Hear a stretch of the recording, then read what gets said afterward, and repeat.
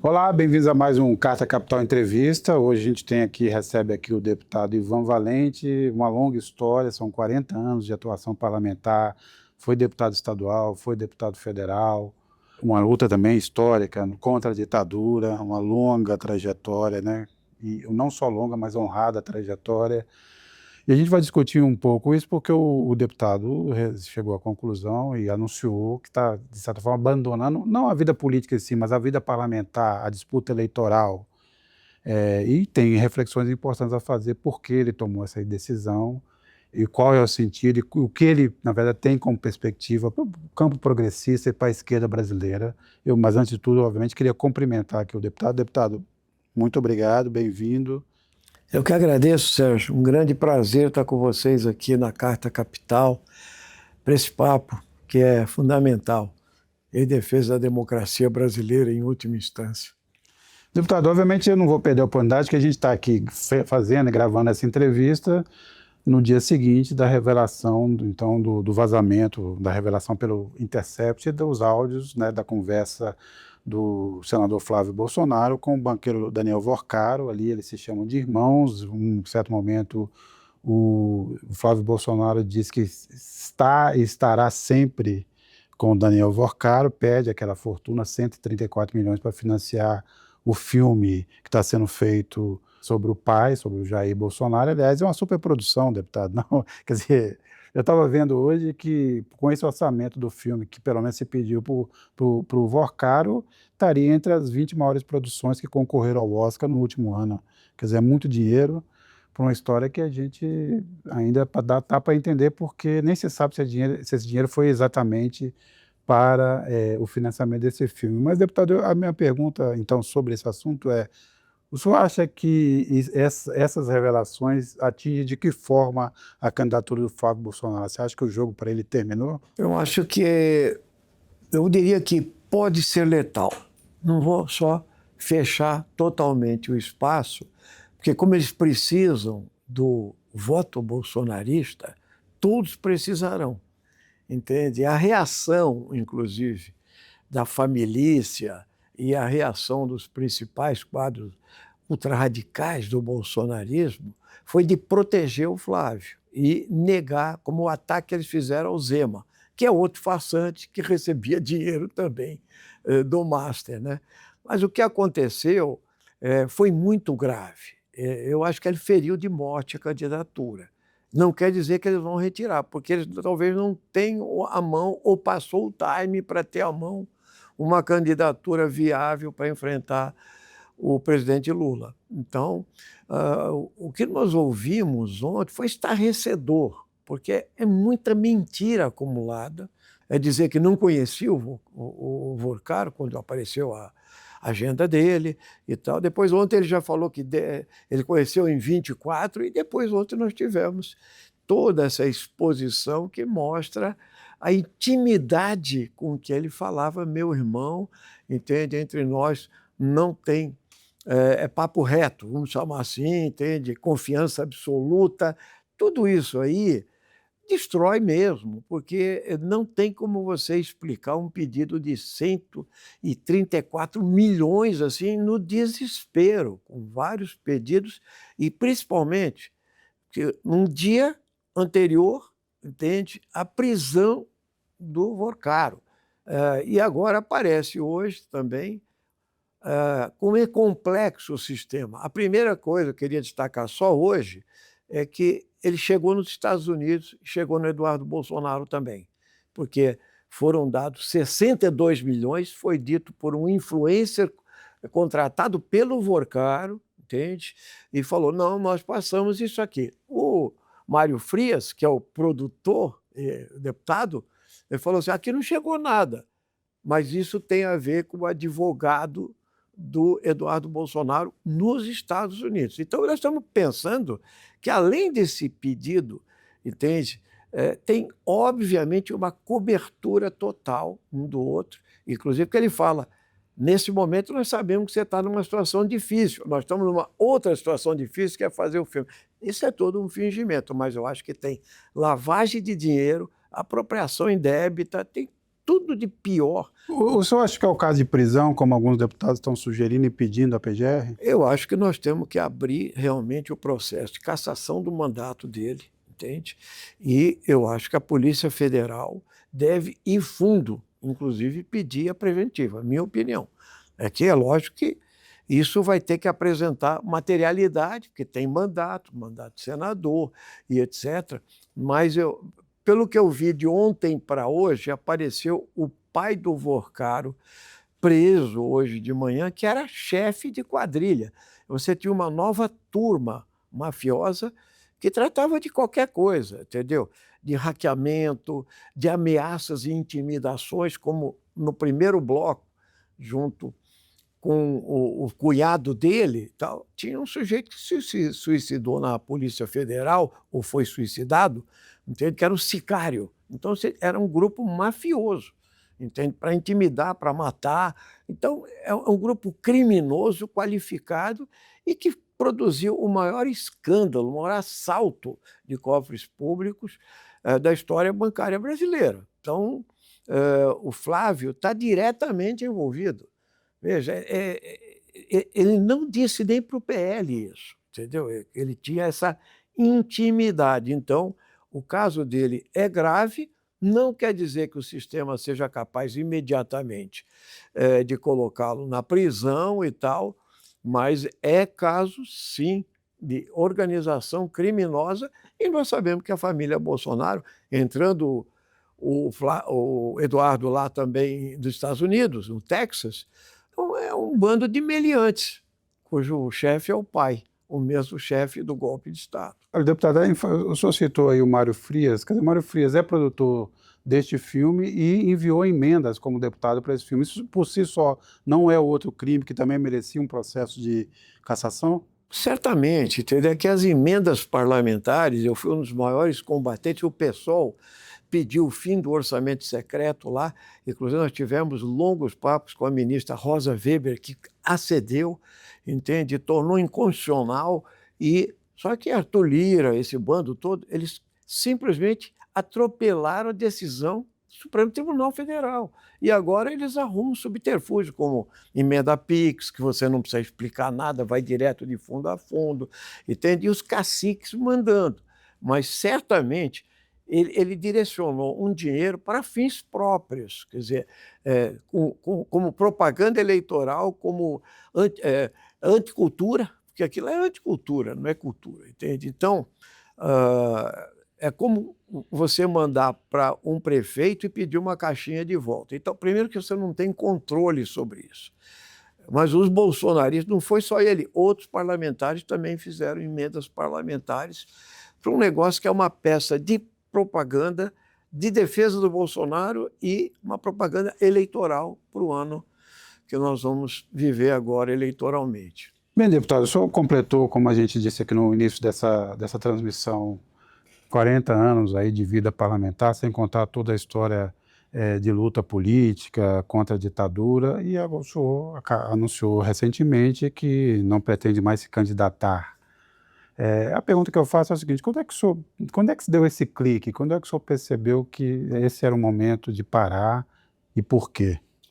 Bom, primeiro eu queria dizer a você o seguinte: eu tenho uma vida partidária e uma vida militante desde 1966. Então são 60 anos agora, que eu completo 80 agora, mês que vem. Então, é uma longa história pré-parlamento, tá? E pós-legalidade, 5 anos, né? Porque eu fiquei praticamente 10 anos entre a clandestinidade, a prisão, a cadeia, o cumprimento de pena e a anistia, né? Então, é um processo longo. Participei ativamente dos movimentos estudantis, fui dirigente estudantil, Escola de Engenharia Mauá, fomos caçados, participei intensamente em 68, pós-AI-5, participei sempre na cabeça das organizações. Eu sou um cara de partido. Eu fui do Partido Operário Comunista, entende? Onde teve o racha com a luta armada. Eu fiquei na luta de massas, foi uma escolha que eu fiz. Por isso que eu passei 6 anos e meio na clandestinidade, preso no Rio de Janeiro. Em 77, preso, torturado. e depois condenado a 3 anos de prisão. Por quê? Por lutar contra o artigo 14 da Lei de Segurança Nacional, que é criar partido político legal. Veja você, Sérgio. Isso que elege todos os bolsonaristas, qualquer cidadão. Hoje tem liberdade de organização partidária. Então, isso tudo mostra que, antes de chegar ao parlamento, eu ajudei eu dirigi partidos, fui sempre de direção nacional.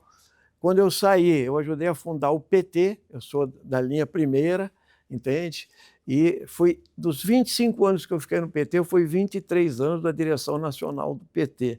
Como parlamentar, eu sempre pensei uma lógica de um tripé de ação, né, que era, primeiro, é a ponte que você deve ter com os movimentos populares e sociais, da onde você vai beber, inclusive, sabedoria para poder intervir no parlamento. Então, eu fiz sempre isso, participei de assembleias, participei de movimento social, fui sindicalista dos professores, e, ao mesmo tempo, você tem que ter um pé na construção partidária e, no parlamento, ser um tribuno do povo. Ou seja, é um termo antigo, mas é um termo que caracteriza uma ação de usar o parlamento como uma conquista nossa, onde nós somos praticamente sempre minoritários, tá?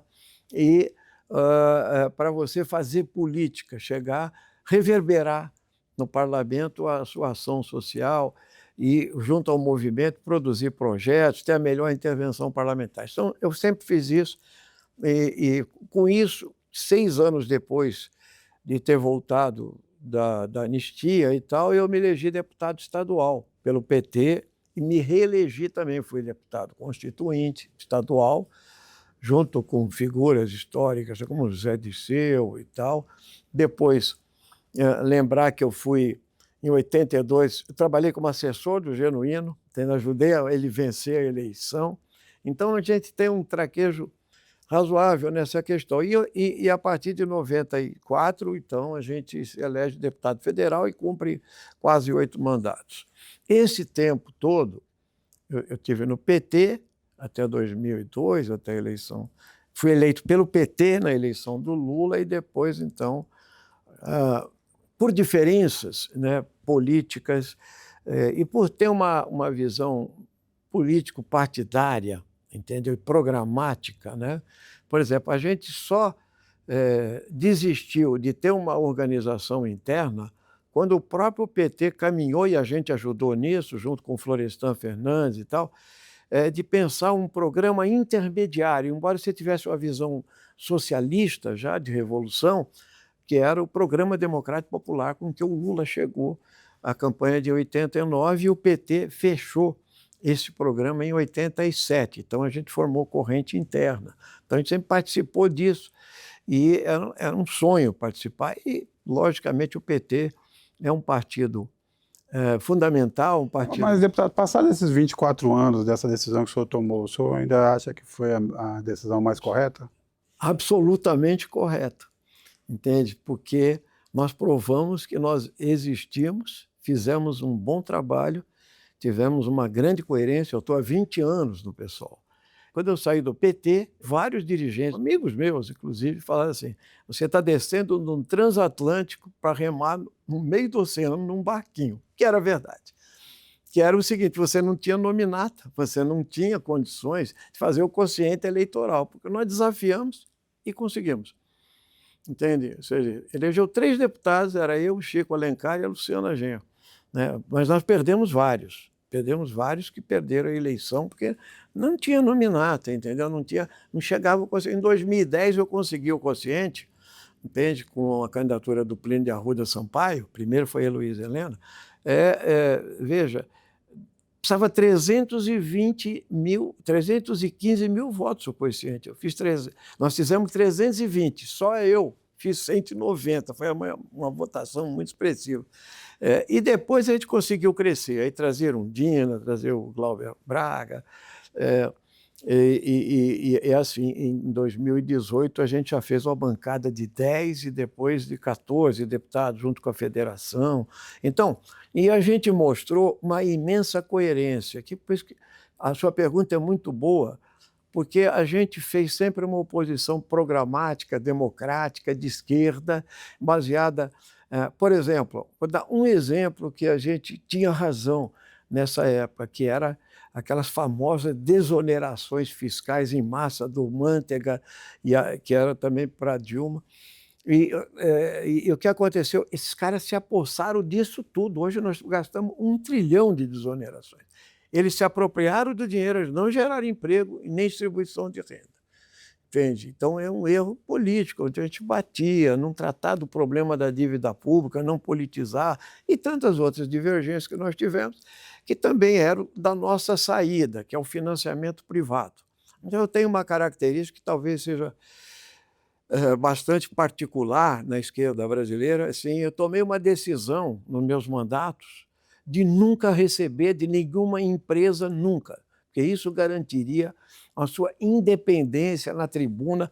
Lobista não passa no meu gabinete desde os primórdios, entendeu? Eles já olharam, já viram o nosso desempenho e falaram, isso aqui não adianta. Então, claro que o PT teve que governar, tem uma governabilidade, e isso aí cria realmente rebaixamento programático, entendeu? Ligações perigosas, e aconteceu, de verdade, que o maior partido, ao qual a gente é aliado e apoiou o Lula em 22, vai apoiar de novo, etc., nós temos que reconhecer que essa mancha, esse carimbo que a direita pôs oportunisticamente, é a mesma coisa que eles faziam com Getúlio, depois de 64 com Jango, e etc. E o PT, por ser o maior partido, o mais expressivo e tal, a elite brasileira precisava disso, com o apoio da Globo e o lavajatismo. Depois a gente teve na vanguarda dessa luta contra, na defesa da presidente Dilma, entende? Na denúncia da prisão do Lula, na ascensão do bolsonarismo. O PSOL era o partido mais preparado para fazer o embate.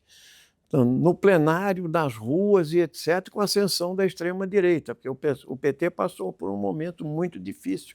Então, e hoje ele voltou com uma força muito grande, porque ele é um grande partido e ele tem o maior líder da história brasileira, e se for agora a 4ª vez, será o maior líder mesmo da esquerda brasileira. Agora, deputado, voltando à pergunta, que momento que o senhor teve essa consciência de que era o momento de parar, e se isso foi muito difícil ou relativamente fácil? Não, é uma transição, tá? Eu acho que como eu tive praticamente 10 mandatos entre estaduais e federais, você precisa entender que você tem fase da sua vida, tá? Então, a gente faz um mandato parlamentar muito ativo, muito exigente, ligado aos movimentos, atuante no plenário, entendeu? E partidariamente também atuante. Isso tudo demanda uma energia muito grande. Então, a idade vem também, e você vai vendo que você não pode cumprir todas as tarefas. Você tem mais experiência, você tem uma respeitabilidade maior, tem uma visibilidade maior e tal. Mas a gente também tem que olhar que é preciso... O PT está vivendo isso, inclusive com Lula. Entende? Você tem que tentar superar e renovar o partido, entende? Botar a juventude. E nós não estamos com grandes movimentos sociais, nem populares e nem estudantis, que geravam quadros e tal, né? Então, é lógico que a decisão de não participar tem vários fatores, né? Mas nem todos teriam só o conjunto da obra. Então, eu também tive uma experiência muito singular nesse mandato, porque eu tinha uma herança de doença que era o rim policístico, que era da minha família, né? E eu ia entrar numa fase de hemodiálise. Quem foi a doadora? Foi doadora viva, minha mulher, com a qual eu estou há 50 anos juntos, entende? 50 anos, desde a clandestinidade, entende? Com uma companheira formidável e que sempre me apoiou, a pessoa política, teve na clandestinidade também, e assim por diante. Então, eu acho que também é uma hora de você dar um retorno. Não foi só por isso, porque ela apoiaria novamente. Mas eu acho que nisso aí eu vou ficar um pouco, apesar que na minha plenária estava um Suplicy, que vai ser deputado estadual, a Erundina, que vai tocar mais uma, agora de deputado estadual, eu resolvi apoiar uma pessoa que é um excelente quadro, entendeu? Muita formação política, que nós estamos precisando de intervenção consistente, etc. e tal, e seguir o Martinho da Vila. Ele falou que vai fazer a última turnê, porque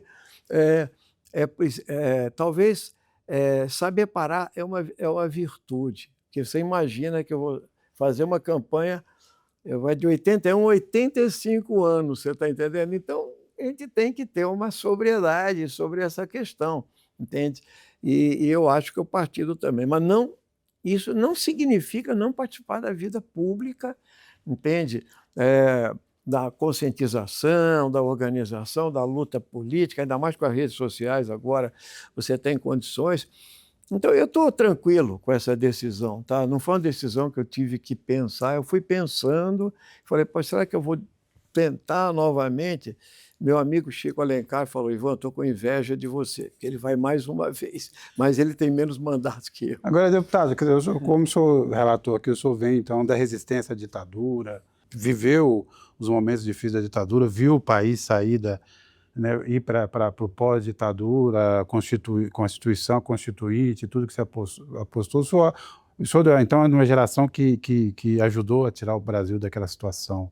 Eu pergunto, o senhor olhando hoje, com o que aconteceu com a chamada Nova República, o senhor se sente mais vitorioso ou fracassado em relação ao que se imaginava para esse país? Eu me sinto absolutamente vitorioso como trajetória. Só que quando nós estamos na clandestinidade, 21 anos de resistência ao governo militar, etc., a gente pensa uma democracia que acelera rapidamente para o teu objetivo maior, que é uma igualdade, etc.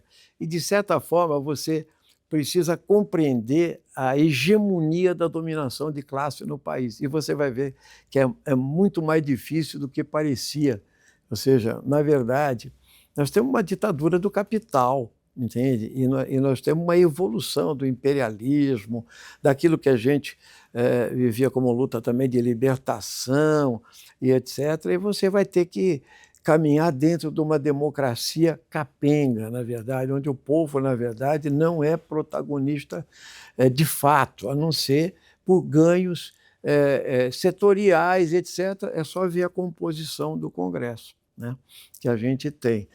Mas eu não tenho dúvida que a democracia foi excelente, que nós tivemos uma década maravilhosa em 1980, quando ainda tinha ditadura até 85, mas temos vitórias, fundamos o PT, fundamos a Central Única dos Trabalhadores, fizemos a campanha das diretas e acumulamos para a Constituinte com um movimento de massa. Não é só institucional, porque o PT só tinha 15 membros, entende? E eram de alta qualidade e tal. E assim mesmo nós saímos com uma Constituição que a gente mesmo subestimou, nós do PT na época, né? Achamos que foi um grande salto, na verdade, né? Não era nada uma Constituição socialista, capitalista garantido, direito de propriedade, isso tudo que você sabe. Mas, rigorosamente, a elite brasileira, depois da Constituinte, ela passou a tentar dilapidar o efeito da Constituinte, ou seja, subfinanciar o SUS e pegar agora, por exemplo, um marco temporal para violentar o artigo 231 dos povos indígenas, e assim a gente poderia dar 1000 exemplos. Mas o que eu quero dizer é o seguinte, apesar disso, nós vivemos um período democrático, liberdade de organização, de manifestação, de eleição direta, de renovação de poder e tal.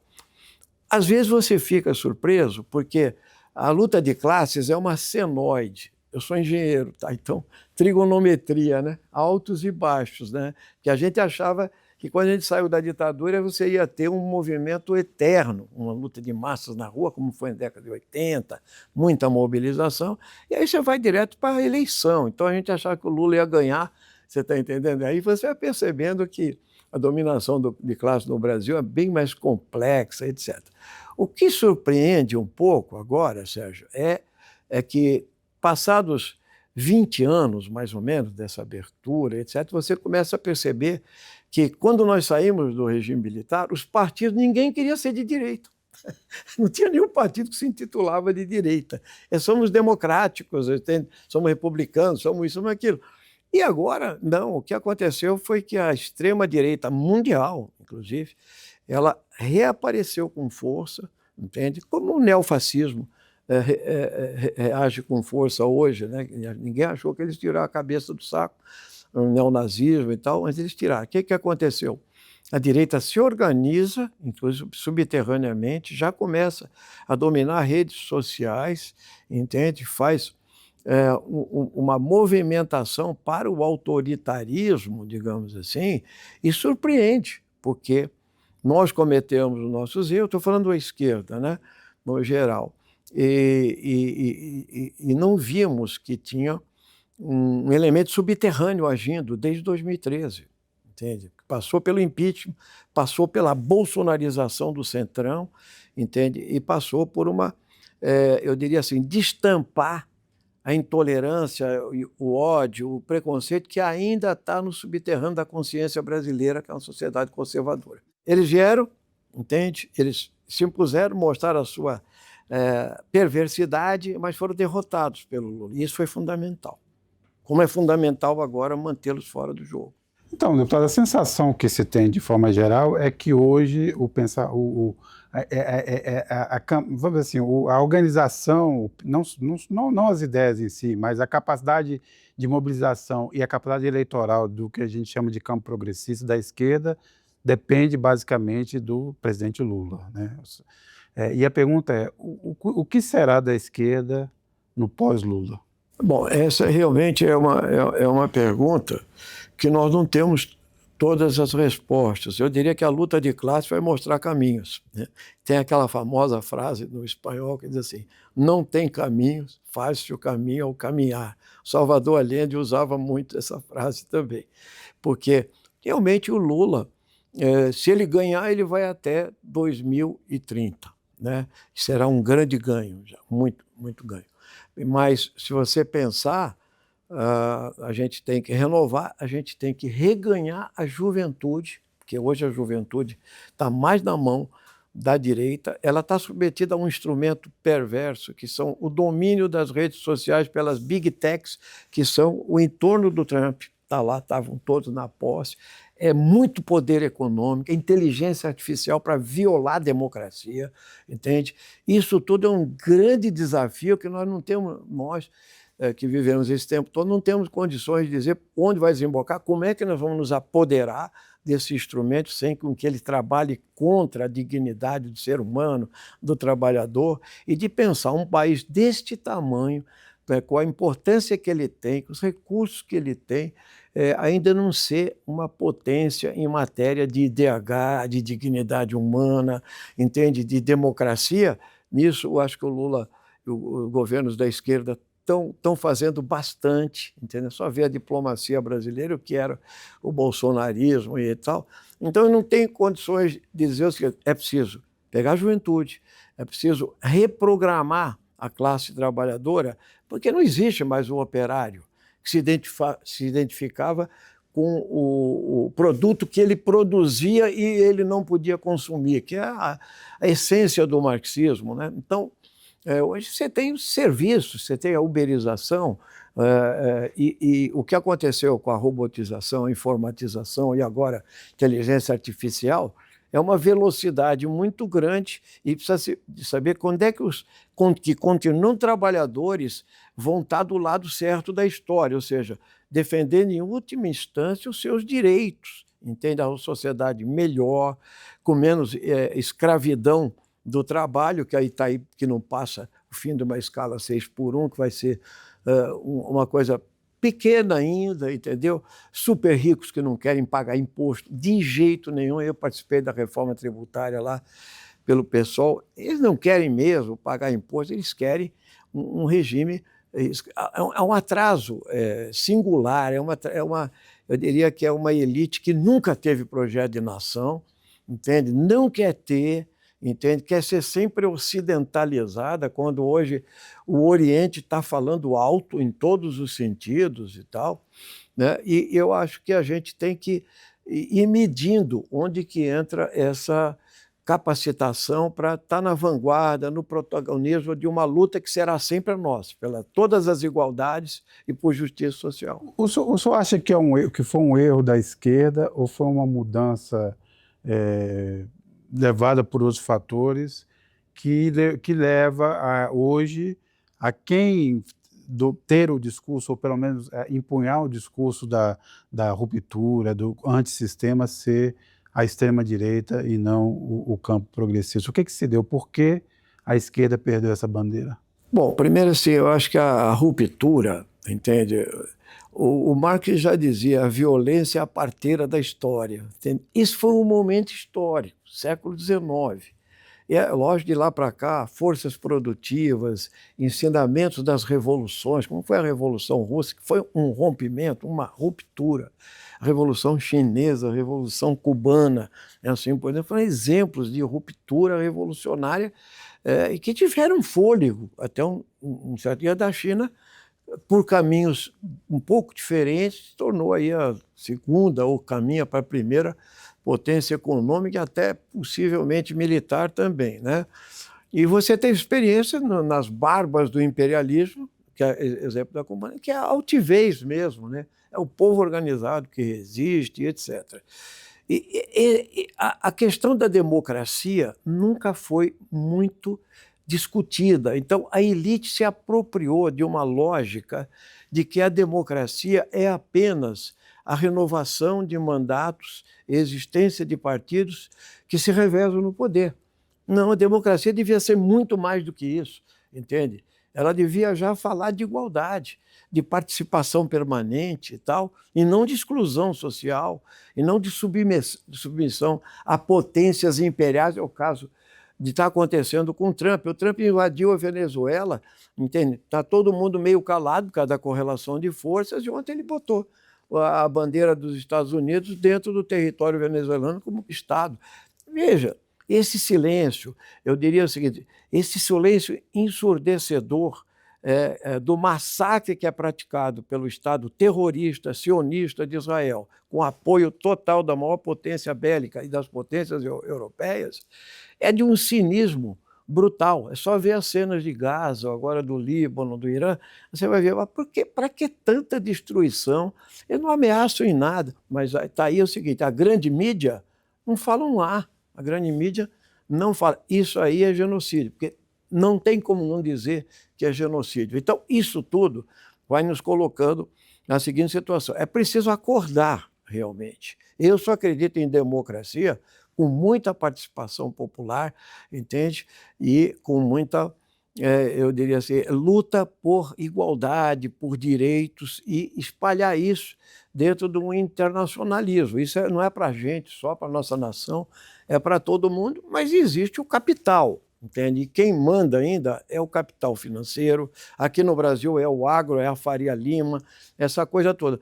Isso só se faz verdade quando você consegue despertar movimentações de massa dos excluídos, da classe trabalhadora e etc. E não está simples, porque hoje não tem os sindicatos mais, como eram antes, etc. E, pelo contrário, às vezes o empreendedorismo põe na cabeça do operário que ele é um ser liberto para ser escravo. É o caso da uberização, dos aplicativos e assim por diante. Então, nós estamos vivendo esse momento de transição, precisa ter uma certa tranquilidade para enfrentar, né? Mas eu tenho certeza que, como eu sou um otimista socialista, eu diria que a gente vai conseguir superar isso. Não sei em que tempo. O senhor, quando disse, né, tomou a decisão de não se candidatar novamente, o senhor argumentou que é preciso abrir espaço para novas lideranças, para os novos nomes. O senhor hoje, olhando o cenário nacional, quem o senhor diria que são lideranças promissoras dessa nova safra de... Eu só queria dizer para você o seguinte, às vezes uma liderança promissora pode surgir de um grande movimento, do impacto na sociedade e não ser aqueles que parecem estar na fila, seja qualquer partido de esquerda, tá?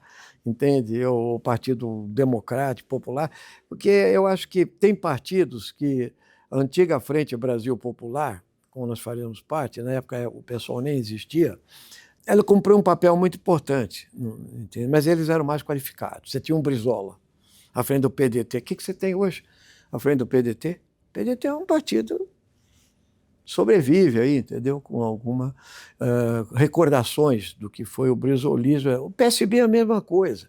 Você teve pessoas socialistas, desde o Antônio Cândido, lá em 42, entendeu?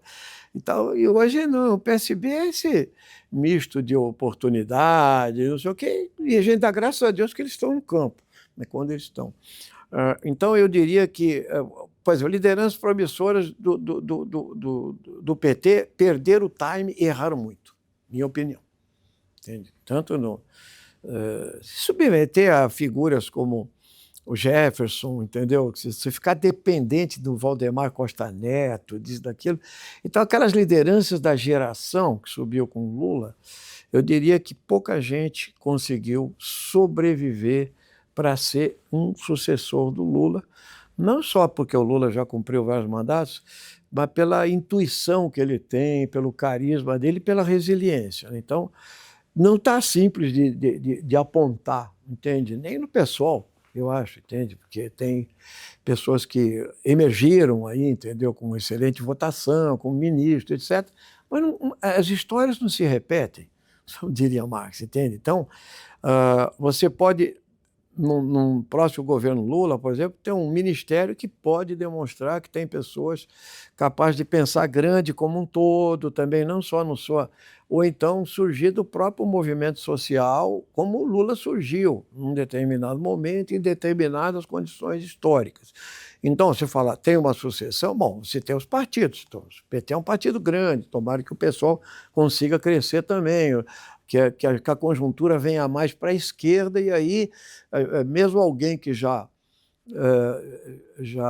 está bastante, eu diria assim, acostumado a disputar, no caso do Haddad, por exemplo, ele pode se tornar, entendeu? Uma figura para isso, se ele não tiver, se ele não tropeçar no meio do caminho, porque em política você tem que ter uma constância, uma coisa retilínea, uma coerência política, entende? E a questão da ética na política é essencial para isso tudo, para coroar, entende? Sem moralismo, sem modernismo, entende? Mas assim, para coroar e ficar uma pessoa menos vulnerável. Tá? É o que nós estamos vendo aí com o Flávio, né? Ele achou que ele estava protegido de alguma coisa vindo da corrupção. Agora, deputado, o senhor obviamente vem dessa origem do marxista, falou aqui várias vezes em luta de classe, e a gente sabe que um debate que existe aí no campo da esquerda é uma suposta, vamos dizer assim, divergência entre quem pensa um mundo a partir da ideia da luta de classe e a ideia do identitarismo, que estaria mais ligado a uma nova geração da esquerda. O senhor vê esse confronto, e o senhor acha, se existe um confronto, quem é que nessa altura do campeonato está mais certo ou mais errado, vamos dizer assim? Então, esse é um dilema que a esquerda está enfrentando, não só aqui no Brasil, né? Nos Estados Unidos também, particularmente, em outros países. Eu diria o seguinte, a luta antirracista, a luta setorial, a luta de minorias oprimidas e tal, a luta pela libertação das mulheres, a luta contra o preconceito e o ódio contra os LGBTs, etc., são todas, para mim, parte da luta de classes. Então, se você pensa numa transformação, entende? O que é uma revolução socialista? Para mim, eu trabalhei sempre com essa ideia. A revolução é uma transformação radical da ordem econômica, política, social, cultural e etc. Então, você faz uma transformação que muda a economia por baixo, muda a política com a participação e faz uma luta cultural e de classes também contra as consciências que absorveram as ideias da burguesia. No caso, eu diria que os próprios preconceitos que a burguesia distribui. Então, eu diria que não é possível você achar que a transformação vai ser sozinha, entende? Por exemplo, com uma volta às origens, como, por exemplo, na luta antirracista, tem uma espécie de volta ao continente africano, que não vai acontecer, né? Então, Mas a luta antirracista é fundamental porque nós estamos num país negro, entende? Então, ela tem que estar incorporada, entende? E ela tem que cumprir um papel e nós devemos dar atenção especial que não era dada. Isso é verdade. Então, ela tem que ser absorvida pelo programa. Mas eu quero dar um último exemplo, que é o seguinte. Veja esse momento que nós estamos vivendo, que é da ascensão do fascismo e das guerras, patrocinadas pelo Império Americano em particular, né? Isso chama luta de classes à quente. Não sei se você percebeu que as lutas mais setoriais, as lutas de costumes, etc., elas tiveram que ceder à pressão, porque o próprio noticiário, a própria ação, por exemplo, de um governo popular, que é o governo do Lula no momento e tal, ele está se dirigindo a uma coisa que é geral. Nós sabemos que o que é o trumpismo? O trumpismo é imperialismo, propriedade, a luta de classes e tal. Ele também é supremacista branco, entende? Ele é preconceituoso com LGBT, entende? E ele é um estuprador. Vamos e venhamos. No caso Epstein, prova isso. Então, você junta tudo. Mas agora você perde quando você vai dizer, o cara foi lá bombardear e querer ser o imperador no mundo e tal. Então, você está voltado para essa questão que, no fundo, é luta de classes, entende? Quer dizer, a classe dominante, os proprietários, os ricos, entende? Que estão determinando rumos que eles querem dar. Então, eu diria que a gente concorda plenamente com essas lutas, elas têm que ser incorporadas no seu... Eu acho que elas foram muito desprezadas anteriormente pela esquerda, porque partiu de um certo doutrinarismo que vem da aplicação fora de época do marxismo e do leninismo também, o pior ainda do stalinismo. E eu acho que você tem que ir absorvendo as mudanças históricas, né? Nós estamos há 170 anos do Manifesto Comunista. Tal. Então, continua sendo um excelente guia, entende? Mas você tem que, para fazer a estratégia e a tática, você tem que ter um instrumental mais amplo de conhecimento e de ação. O senhor ainda acredita numa revolução socialista? Sim. Eu acho que a revolução socialista talvez não se dê nos termos clássicos, entende? Porque se você pegar a Revolução Russa, tinha 90% eram camponeses e 10% eram operários. Quem liderou foi a classe operária, entende? E os camponeses ajudaram. Eles fugiram da guerra, vieram para cima e tal. Mas foi um problema. O que foi a NEP, o que foi a resistência da ideia de propriedade, que está no camponês também, aquela coisa toda. Mas foi uma revolução que fez história, entende? Que criou uma marca, uma referência, como a Revolução Chinesa, que meteu erros como em 1966, a Revolução Cultural, entende? Mas hoje você percebe que eles adotaram um formato autoritário, em certo sentido, né? Mas que tem condições de ser um avanço, algum avanço que pode ser copiado e assim por diante. Ou então você pode construir a sua própria história, entende? Quer dizer, ou seja, você tem que ver que aqui é um povo miscigenado, tá? Bom, a primeira coisa, você tem que falar assim, reconhecer a miscigenação, né? E isso não é ruim para o Brasil. Você tem que reconhecer os povos indígenas originários e a sua sabedoria, que é isso que nós estamos tentando fazer com a opressão do agronegócio, da direita no campo e assim por diante. Você tem que reconhecer e valorar aqueles que lutam contra a opressão, no caso, as conquistas das mulheres e tal, e ressurgimento de reações, veja, em pleno século XXI, eles surgem para obliterar a libertação feminina. E está aí, isso é luta de classe também, minha opinião, entende? Mas você tem já uma consciência que vai se ampliando, né? Que vai se impondo e assim por diante. Então, pode ser que o Brasil, entende?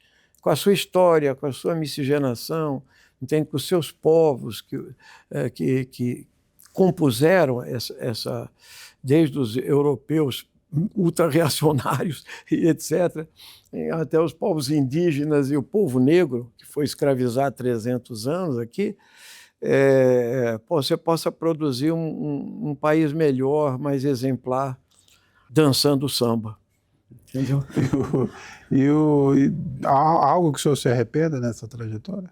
Eu acho que, veja, certamente a trajetória sempre é um momento de reflexão, de luta, entendeu? Por exemplo, eu sou formado em engenharia e matemática, né?